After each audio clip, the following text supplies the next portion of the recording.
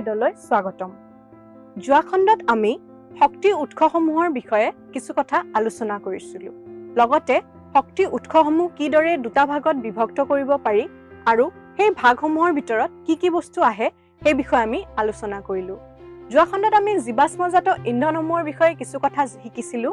এই খণ্ডত আমি তাপভিত্তিক প্ৰকল্প আৰু জলশক্তি প্ৰকল্পৰ বিষয়ে আলোচনা কৰিম।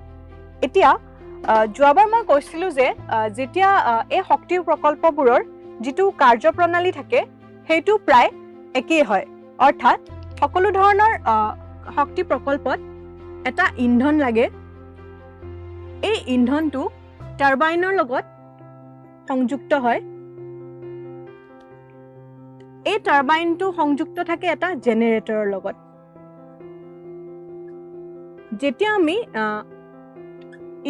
ইন্ধনেৰে টাৰবাইনটো ঘূৰাবলৈ আৰম্ভ কৰোঁ, টাৰবাইনটো ঘূৰোৱাৰ ফলত জেনেৰেটৰটো আৰম্ভ হয় আৰু তাৰ পৰা উৎপন্ন হয় বিদ্যুৎ শক্তি। অৰ্থাৎ যিবোৰ প্ৰকল্পৰ বিষয়ে তোমালোকৰ কিতাপত দি থোৱা হৈছে তাৰ যিটো মূল কাৰ্যপ্ৰণালী সেইটো এইটোৱে।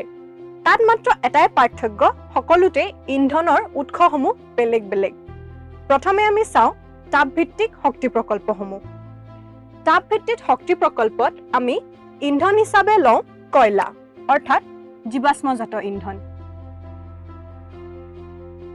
এই কয়লাৰে আমি এটা ডাঙৰ বাচনত পানী লৈ সেই পানীটো গৰম কৰোঁ।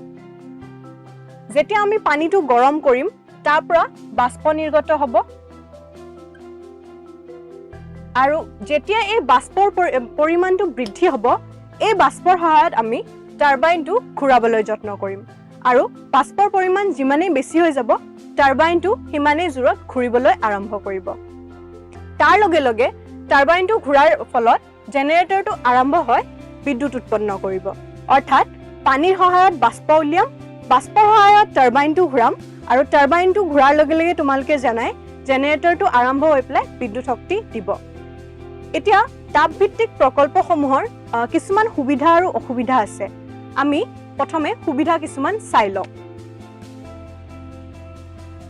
এতিয়া তাপভিত্তিক প্ৰকল্পৰ প্ৰধান যিটো সুবিধা আছে সেইটো হৈছে ইয়াত যিটো আমি ইন্ধন ব্যৱহাৰ কৰোঁ অৰ্থাৎ কয়লা, ই মিতব্যয়ী, অৰ্থাৎ ইয়াৰ দাম বেছি নহয়। তাৰ লগতে কয়লা হৈছে সহজলভ্য। লগতে এই প্ৰকল্পত যিটো তাপ শক্তি উৎপন্ন হয় তাৰ পৰিমাণ বহুত বেছি, অৰ্থাৎ বেছি শক্তি আমি উৎপাদন কৰিব পাৰোঁ।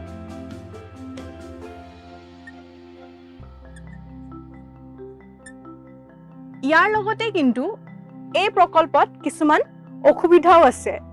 তাৰ ভিতৰত প্ৰধান যিটো অসুবিধা আছে সেইটো হৈছে যিহেতু আমি তাপভিত্তিক প্ৰকল্পত কয়লা ব্যৱহাৰ কৰোঁ আৰু কয়লাই বহুতো প্ৰদূষণ সৃষ্টি কৰে, সেয়েহে তাপভিত্তিক প্ৰকল্পসমূহত যি প্ৰদূষণ ওলাব তাৰ মাত্ৰা বহুত বেছি। তাৰ লগতে কয়লাটো এটা অনৱীকৰণযুক্ত শক্তি।